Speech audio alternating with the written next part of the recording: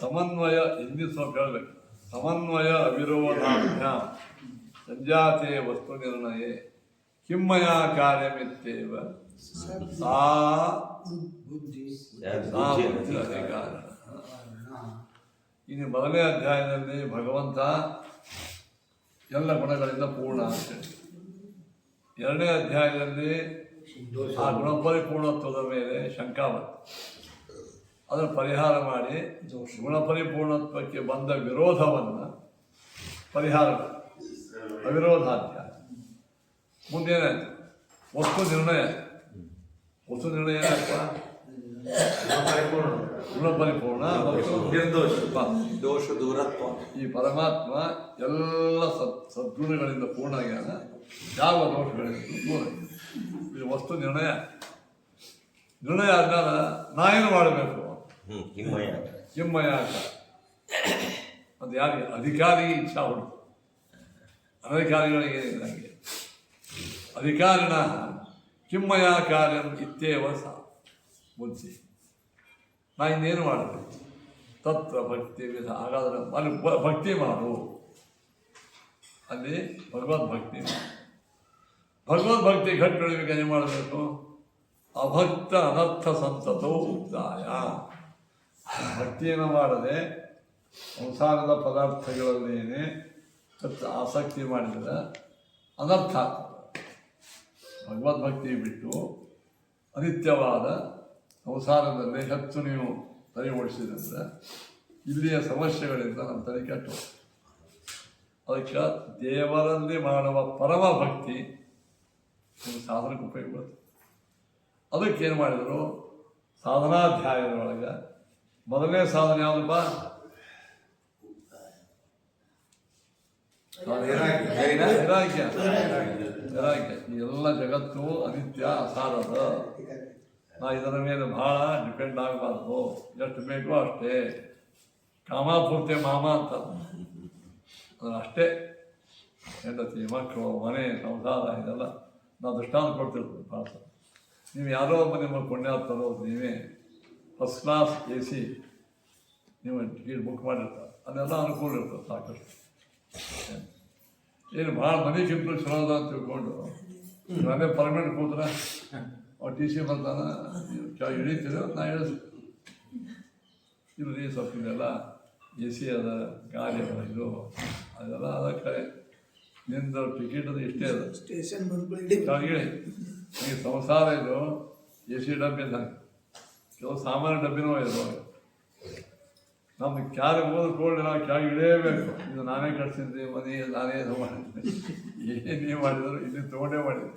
ನೀವು ಬರೋ ಒಂದು ತಂದೆಲ್ಲ ಓದು ವಯಾಗಿಲ್ಲ. ನೀವೇ ಮಾಡಿದ್ರಪ್ಪ ಮಣ್ಣು ಇದೇ ತೊಗೊಂಡು ಮಾಡಿದ್ದೆ. ನೀರ ಇದೇ ತೊಗೊಂಡು ನೀ ಏನು ತಂದಿದ್ದೀರಿ ಹೇಳ? ಬರೋ ಮುಂದೆ ಅಂತ ಬರುವಾಗ ಏನ ತಂದೆ ಆಡದಲ್ಲ ಆಡಿದೆ. ಆ ಥರ ಕಟ್ಟಬೇಕು. ನಮ್ಮ ಓಣ್ಯಾಗ ಒಬ್ಬರು ವಾಸ್ತುಶಾಂತಿ ಹೊಸ ಮನೆ ರಿಪೇರಿ ಕಟ್ಸಿದ್ರು 30 ವರ್ಷಕ್ಕಿಂತ. ಓಂಕ ಆವಾಗ ಅವ್ರ ಹೆಣ್ಮಗಳು ಭಾಳ ಚಲೋ ಇದ್ದವು, ಹಿರಿಯ ಹೆಣ್ಮಗಳು. ಅವ್ರ ಮಗ ತಮ್ಮ ಗೆಳೆಯಂತ ಕಲಿಸಿ ಭಜನೆ ಮಾಡಿಸ್ಕೊಂಡು ಆಗ್ತದೆ ಸತ್ತ ಮಾಡ್ಕೊಂಡು ನಾವು ಹೋಗ್ತೀವಿ. ಅವ ಹಾಡೋರು ಅಂತ ಮುಗಿಸ್ಕೊಳ್ಬೇಕಾದ ಇದು ಯಾವ ಥರ ಕೆಟ್ಟಿ ಪೀಟಿ ಹೋಗ್ತದೆ. ಇಷ್ಟು ಹೆಣ್ಮಗಳು ನಡು ಹೊರಗಿದೆ. ನಾವು ಇವತ್ತು ಮನೆ ಹೋಗ್ತದಲ್ಲ ಪೀಟಿ ಅಂತೀವಿ. ನಡೆಯೋ ಎಲ್ಲಿ ಏನು ಹಾಡ ಗೊತ್ತಿಲ್ಲ. ಅಲ್ಲ ಸುಂದರ ಆನಂದದ ಇದ್ರೊಳಗೆ ಲಗ್ನದಾಗೆಲ್ಲ ಹಾಡುವಾಗಲ್ಲ ಎಲ್ಲ ಕಡೆಗೆ. ಈ ಎಲ್ಲ ಮಂತ್ರ ಚಲೋನೆ, ಆದ್ರೆ ಮಂತ್ರಗಳಿಗೂ ಭೇದ. ಈಗ ವೈವಾಹಿಕ ಇದಕ್ಕೆ ಹೋದಾಗ ಅಲ್ಲಿ ಅನೇಕ ಸೂಕ್ತಗಳು, ಸಾಧು ಮಂತ್ರ ಅಂದ್ರೆ ಸಾಧು ಮಂತ್ರ ವೇದದ್ದೇ, ಏನು ತಪ್ಪಿಲ್ಲ. ಆದರೆ ಅಷ್ಟು ಅನುಸಂಧಾನ ಮಾಡ್ಕೊಂಡಿರ್ಬೇಕು. ಆದ್ದರಿಂದ ಈ ಹೋಗ್ತದಲ್ಲ ಅಡ್ಬಿಡಿ ನೆನಪಾಯ್ತು. ನನಗೆ ಕಥೆ ಹೇಳಿದ್ದೀನಿ. ವೈರಾಗ್ಯ ಅಂದರೆ ಗೊತ್ತಂದ್ರೆ ವೈರಾಗ್ಯ ಅಂದ್ರೆ ಎಲ್ಲ ಬಿಟ್ಟು ಹೋಗೋದಲ್ಲ. ಆ ಬ್ರಹ್ಮ ಸ್ತಂಭ ಪರ್ಯಂತಂ ಬ್ರಹ್ಮದೇವರ ದೇಹ ಹಿಡ್ಕೊಂಡು ಅವನು ಹುಲ್ಲಿನ ಕಡ್ಡಿ ತನಕ ಅಸಾರಂ ಚಾಪಿ ಅನಿತ್ಯ. ಅಸಾರ ಅಂದರೆ ಮೋಕ್ಷದ ಸುಖ ಕೊಡಂಗಿಲ್ಲ, ಅನಿತ್ಯದ ಅಂತ ತಿಳ್ಕೊಂಡು ವ್ಯವಹಾರ ಮಾಡು. ನೀವು ಭಾರಿ ಭಾರಿ ಮನೆಯೊಳಗಿದೆ ಸುಖ ಭೋಗ ಮಾಡಿ ಬಂದ ಮಾತು ಆ ಮನೆಯೊಳಗೆ ಎಂಟ್ರಿ ಆಗೋ ಹೇಳಾಕ ಇದು AC ಕಂಪಾರ್ಟ್ಮೆಂಟು, ನಾ ಇದನ್ನ ಕೆಳಗೆ ಇಳಿಯಬೇಕು ಅಂತ ಎಚ್ಚರಿಕೆ ಇಟ್ಕೊಂಡು ಭೋಗ ಮಾಡು. ಯಾರೇ ಅದ ನೀನೇ ಕಳಿಸು, ನಿಮ್ಮ ಅಪ್ಪೇ ಕಳಿಸ್ರಿ, ನಿಮ್ಮ ಮುತ್ತಾನೇ ಕಳಿಸು, ಯಾರು ಕಳಿಸಿದ್ದನ್ನ ಅವರೇ ಬಿಟ್ಟು ಹೋಗ್ಯಾರ ಹೋಗುವಂತ. ಎಲ್ಲರೂ ಹೋಗ್ಯಾರ, ಎಲ್ಲರೂ ಹೋಗ್ಯಾರ. ಗೊತ್ತಾ? ಇದು ನಮಗೆ ಭಾನ ಇರಬೇಕು.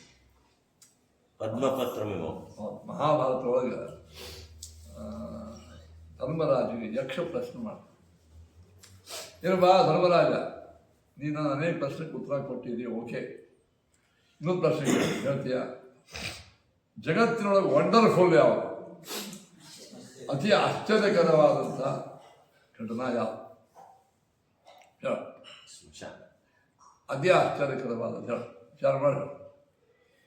ಅವನೇನು ಹೇಳಿದ್ರು, ಅಹನ್ಯಾನಿ ಭೂತಾನಿ ಗಚ್ಚಂತಿ ಯಮ ಮಂದಿರಂ ಅಪರೇ ಸ್ಥಾತುಮಿಚ್ಛಂತಿ ಕಿವಾಶ್ಚರ್ಯ ಬಂದ. ನಮ್ಮ ಕಣ್ಣೆದುರಿಗೆ ದಿನಾಲು ಸಾವಿರಾರು ಮಂದಿ ಸ್ಮಶಾನಕ್ಕೆ ಹೊಂಟಿರ್ತಾರೆ, ಅವ್ರು ಹೆಣ ಹೊಂಟಿರ್ತದೆ, ಅವನು ನಾವೇ ಹೆಣ ಹೊಂಟಿರ್ತೀವೋ, ನಾವೇ ಕಟ್ಟಿಗೆ ಹಾಕಿಸ್ಬಿಟ್ಟು ಬರ್ತೀವಿ. ಆದ್ರೆ ನಾವು ಮಾತ್ರ ಇದೇ ಪರ್ಮೆಂಟ್ ಇದ್ದಾವೆ. ಇದು ದಿನ ಇದನ್ನು ನೋಡಿ ಎವ್ರಿ ಡೇ ಈ ದೃಶ್ಯವನ್ನು ನೋಡ್ಕೋತು ಅವು ಹೋಗ್ಯಾನ. ನಾನು ಪರ್ಮೆಂಟ್ ಅಪರೇ ಸ್ಥಾತುಮಿಚ್ಛಂತಿ, ಇದಕ್ಕಿಂತಲೂ ಆಶ್ಚರ್ಯಕರವಾದಂತಹ ಘಟನಾ ಯಾವ ಅಂತ. ಕೆಲವು ನಾವು ಏನು ಮಾಡ್ತೀವಿ, ಕೆಲವು ನೋಡ್ತೀವಿ ದೃಶ್ಯ, ಕೆಲವು ನಾವೇ ಅದ್ರ ಭಾಗವಹಿಸಿರ್ತೀವಿ, ನಾವೇ ಚಟ್ಟ ಕಟ್ತಿರ್ತೀವಿ, ನಾವೇ ಹೊತ್ಕೊಂಡು ಹೋಗ್ತೀವಿ, ನಾವೇ ಅಗ್ನಿ ಇಡ್ತೀವಿ ಅವ್ವ ಅಪ್ಪ ಇದಕ್ಕೆ. ಆದ್ರೆ ಇದೆಲ್ಲ ಅವರಿಗೆ ನನಗೆ ಸಂಬಂಧ ಅಂತ ಹಿಂಗೆ ತಿಳ್ಕೊಂಡು ಯಾರು ವ್ಯವಹಾರ ಮಾಡ್ತಾರಲ್ಲ, ಇದಕ್ಕಿಂತಲೂ ಆಶ್ಚರ್ಯ ಏನು ಧರ್ಮರಾಜ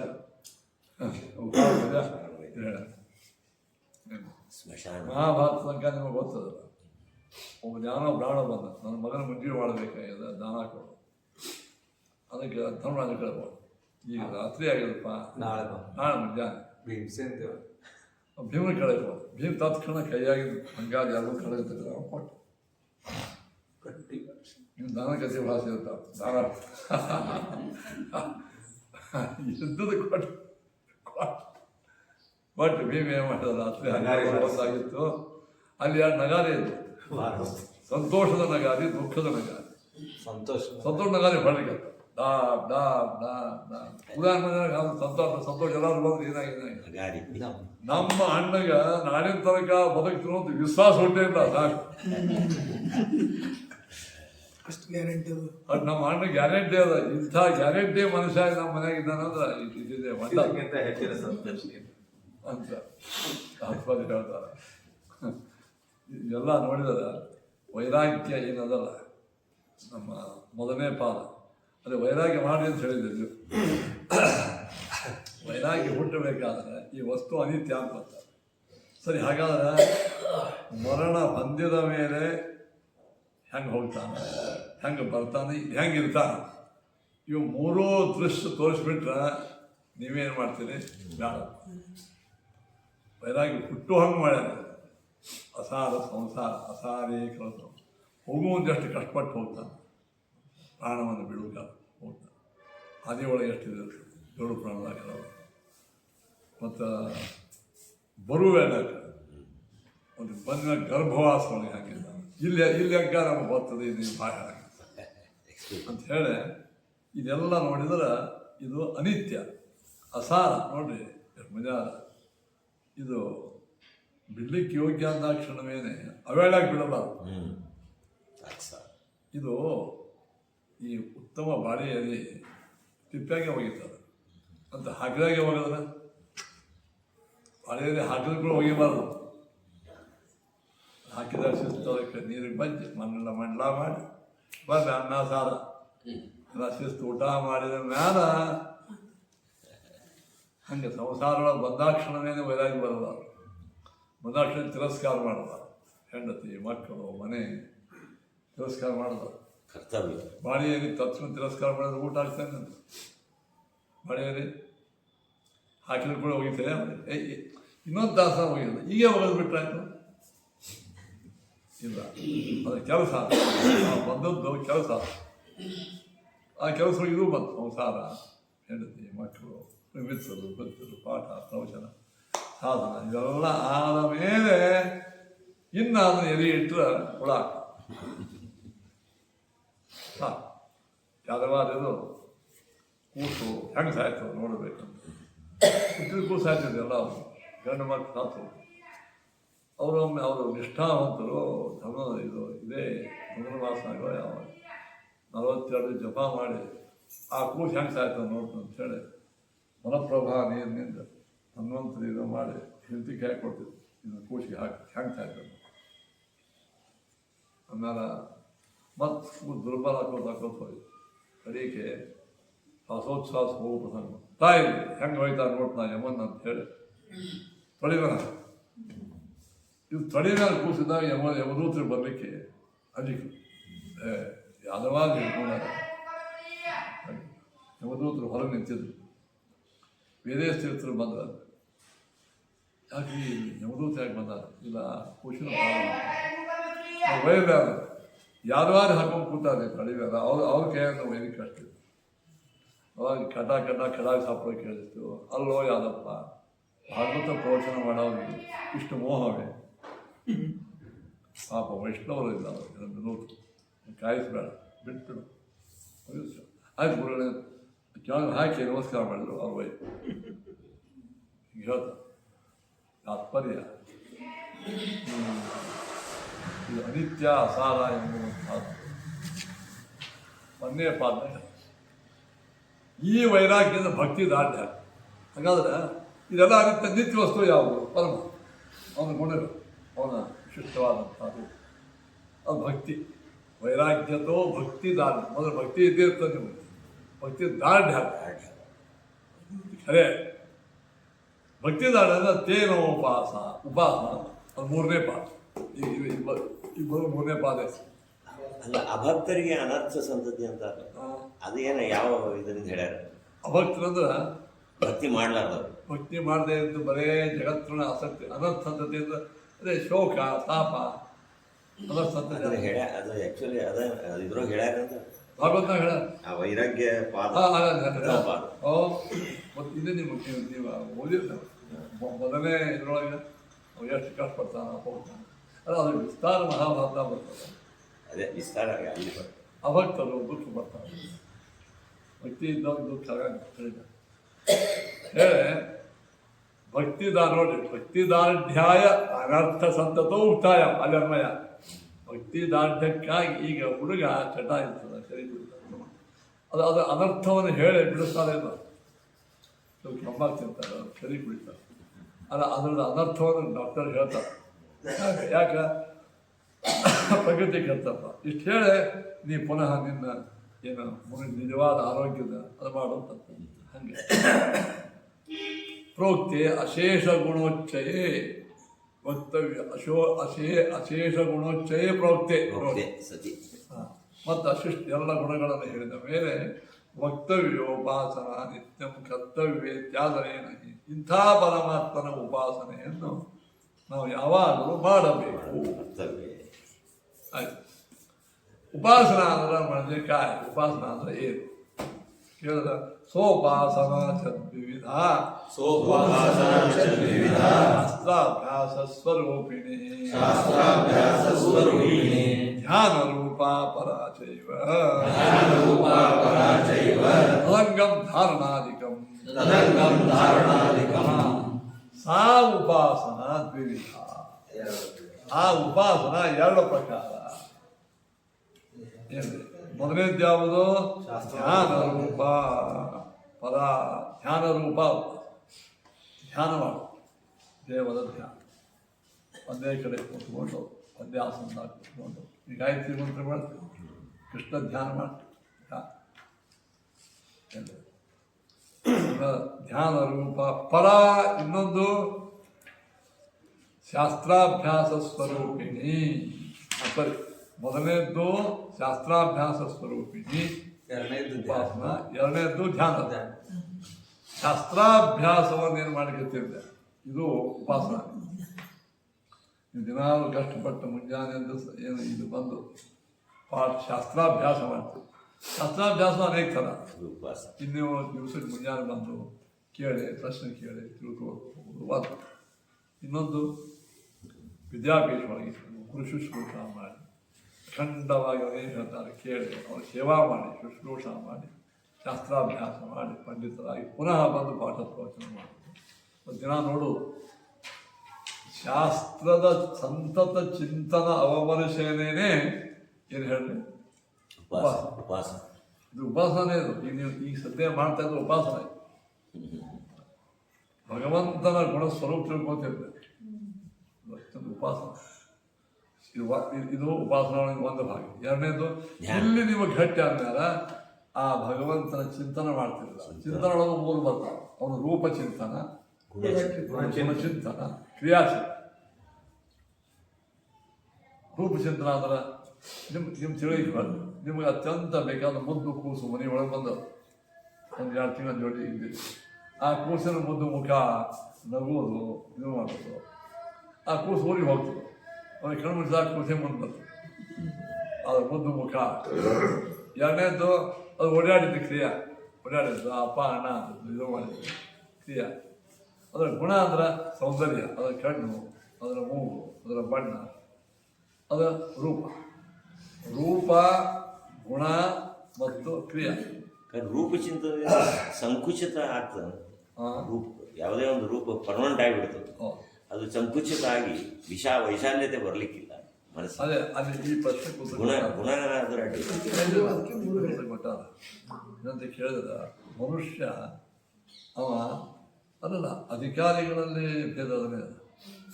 ಅಧಿಕಾರಿಗಳಲ್ಲಿ ಭೇದವೇ ಏನು ಭೇದ ಅದ? ಕೆಲವರಿಗೆ ವಿಸ್ತಾರ ಚಿಂತನೆ ಮಾಡುವ ಇದು ಇರುತ್ತೆ.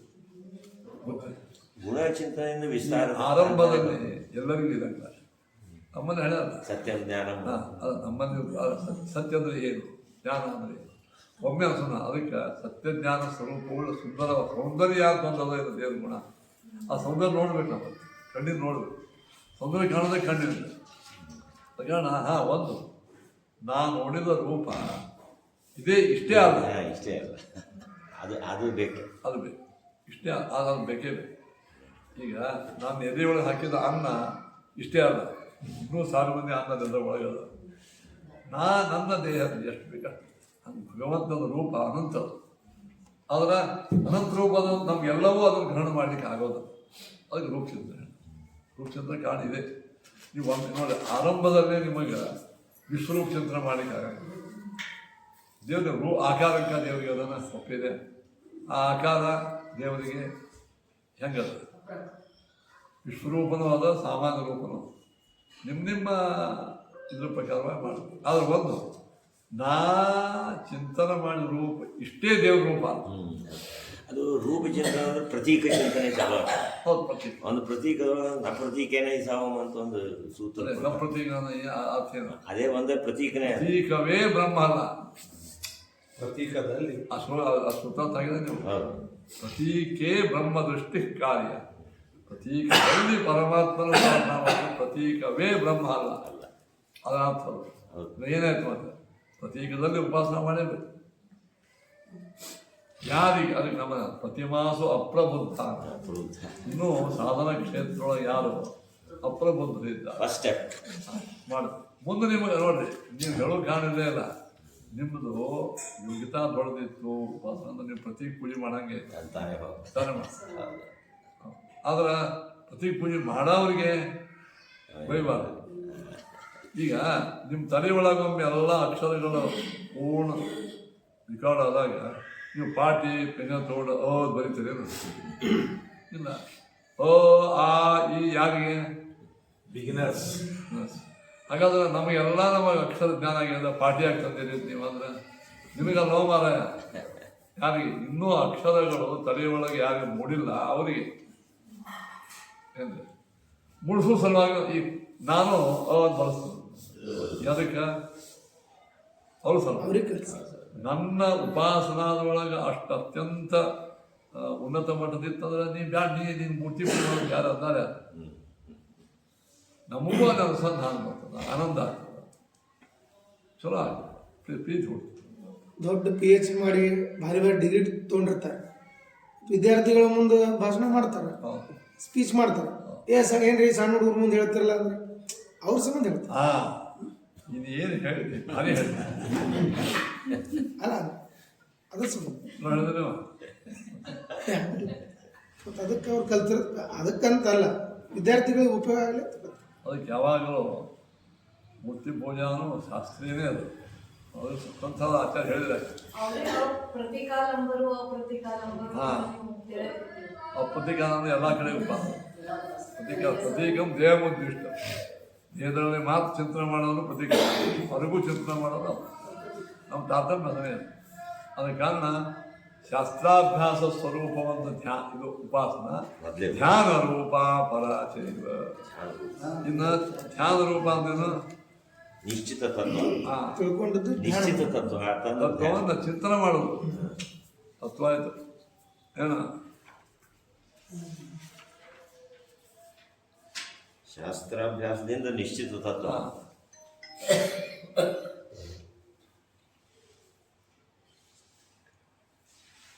ಇನ್ನು ಧ್ಯಾನ ಧ್ಯಾನ ಅಂದ್ರೆ ರೂಪಚಿಂತನ ಗುಣಚಿಂತನ ಕ್ರಿಯಾಚಿಂತನ ನೀವೊಬ್ಬ ಅತ್ಯಂತ ಬೇಕಾದ ವ್ಯಕ್ತಿಯ ರೂಪ ಅದನ್ನು ಕಣ್ಮುಂದು ಬರ್ತದೆ ಅವನು ಮಾಡಿದ ಕ್ರಿಯಾಗಳು ಕಣ್ಮುಂದು ಬರ್ತಾವೆ ಅವನ ಗುಣಗಳು ಈಗ ಪರೋಪಕಾರ ಅವನ ಸೌಂದರ್ಯದ ಅವನಿಗೆ ಪರೋಪಕಾರ ಅವನಿಗೆ ಕರ್ತೃತ್ವದ ಚಿಂತನೆ ಮಾಡ್ತಾರೆ ದೇವರು ಇಲ್ಲಿ ಉಪಾಸನ ಇನ್ನು ತದಂಗಂ ಧಾರಣಾದಿಕಂ ಅಂತ ಈ ಧ್ಯಾನಕ್ಕೆ ಅಂಗವಾದದ್ದೇ ಧಾರಣ ಧಾರಣ ಅಂದ್ರೆ ಏನು ಧಾರಣ ಪ್ರತ್ಯಾಹಾರ ಪ್ರಾಣಾಯಾಮ ಆಸನ ಯಮ ಇವೆಲ್ಲ ಉಪಾಸನೆಗೆ ಬರ್ತವೆ ಧ್ಯಾನದಿಂದ ಸಮಾಧಿಯವರೆಗೆ ಈ ಜಪಾನು ಧ್ಯಾನದೊಳಗೆ ಬರ್ತದೆ ಜಪ ಬೇರೆ ಜಪ ಜಪ ಧ್ಯಾನ ರೂಪೇ ಧ್ಯಾನ ರೂಪೇ ಧಾರಣ ಅಂದ್ರೆ ಪ್ರತ್ಯಾಹಾರ ಧಾರಣ ಅಂದ್ರೆ ಖಂಡಸ್ಮೃತಿ ಅಖಂಡ ಸ್ಮೃತಿ ಒಂದೊಂದೇ ಪಾದ ಚಿಂತನೆ ಮಾಡೋದು ಧಾರಣ ಒಂದು ತಿಂಗಳು ದೇವ್ರ ಪಾದ ಚಿಂತನೆ 2 ತಿಂಗಳು ಮೊಳಕಾಲ ಹಿಂಗೆ ಖಂಡಸ್ಮೃತಿ ಧಾರಣ ಅಖಂಡ ಸ್ಮೃತಿ ಧ್ಯಾನ ಈ ದಿವಸಕ್ಕೆ ಒಂದು 10 ಮಿನಿಟ್ ಧ್ಯಾನ ಮಾಡ್ತೀವಿ ಧಾರಣ ನಿರಂತರ 10 ತಾಸು ಮಾಡ್ತೀವಿ ಧ್ಯಾನ ಈಗ ಧ್ಯಾನ ಮತ್ತು ಧಾರಣಗಳನ್ನು ವ್ಯತ್ಯಾಸ ಹೇಳ ಪ್ರತ್ಯಾಹಾರ ಅದೇನು ಉಪವಾಸ ಇವು ನೀವು ಧ್ಯಾನ ಮಾಡಬೇಕಾದ್ರೆ ಸಿಕ್ಕಾಪಟ್ಟೆ ತಿಂದ್ರೆ ನಿಧಿ ಬರ್ತದ ಅಲ್ಲ ಯೋಗದೊಳಗೆ ಪ್ರತ್ಯಾಹಾರ ಅಂದ್ರೆ ಇಂದ್ರಿಯಗಳನ್ನು ಒಳಗೆ ತಕ್ಕೊಳ್ಳೋದು ಈ ಅರ್ಥ ಮಾಡ್ತಾರೆ ಯೋಗದಲ್ಲಿ ಇಂದ್ರಿಯಗಳನ್ನು ಒಳಗೆ ಇಂದ್ರಿಯ ನಾಲ್ಗೆ ಮೊದಲಾದ ಇಂದ್ರಿಯಗಳಂತ ಅದ್ರ ಮೇಲೆ ಹಿಡಿತ ಸರ್ ಪ್ರತ್ಯಾಹಾರ ಅಂದ್ರೆ ಆಹಾರಗಳನ್ನು ಬಂದ್ ಮಾಡೋದು ಕಣ್ಣಿಗೆ ಆಹಾರ ರೂಪ ಕಿವಿಗೆ ಆಹಾರ ಪ್ರಾಣಾಯಾಮ ಪೂರಕ ಕುಂಭಕಾರೇಚ ಆಸನ ಒಂದೇ ಆಸನದಾಗ ಕೂಡಲಿಕ್ಕೆ ಕಲಿಬೇಕು 10 ಮಿನಿಟ್ ಕೂತ್ರೆ ಹೊರಗೆ ಹೋಗ್ಬರ್ತಾರೆ ಮತ್ತೆ ಬರ್ತಾರೆ ಹಂಗಲ್ಲ ಯಮ ಅಂದ್ರೆ ಇಂದ್ರಿಯಗಳ ನಿಗ್ರಹ ನಿಯಮಗಳು ಇವೆಲ್ಲ ಧಾರಣ ತದಂಗಂ ಧಾರಣ ನಿಯಮ ಇವು ಧಾರಣ ಪ್ರತ್ಯಾಹಾರ ಪ್ರಾಣಾಯಾಮ ಆಸನ ಯಮ ನಿಯಮಗಳು ಇವು ಏನು ಹೇಳಿ ನೀವು ಧ್ಯಾನದ ಅಂಗಗಳೇ ಉಪಾಸನ